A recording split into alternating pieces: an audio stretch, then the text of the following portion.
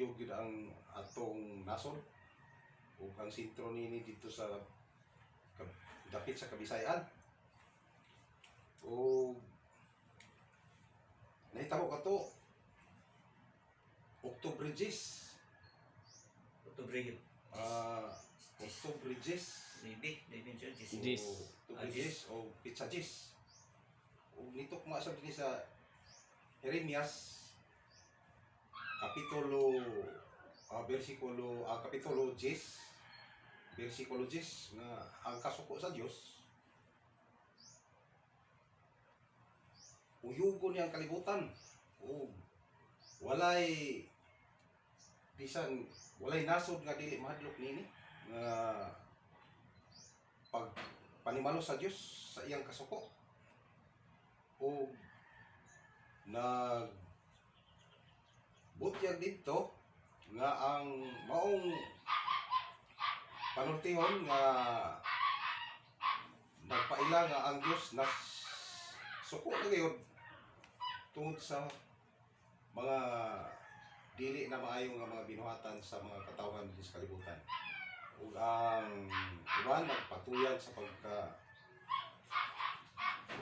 pagbuhat sa mga nakasupak sa iyang pagbuton o wala na ipagdumdum alang sa gimbuhaton nga iyang gisangon isip kita iyang mga katawhan nga mga gitakasan ta aron sa pagsangyon sa maayong balita mahitungod sa pagtulunan nga iya sa Dios nga Amahan o kining tanan nga iyang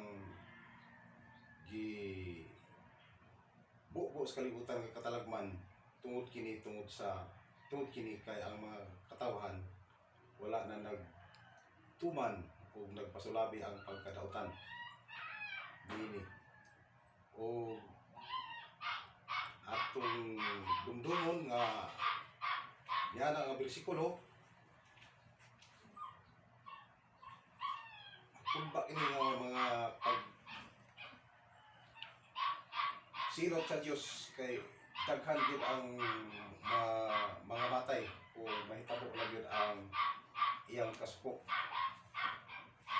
kay uyugon niya ang kayutaan sa tibok kalibutan o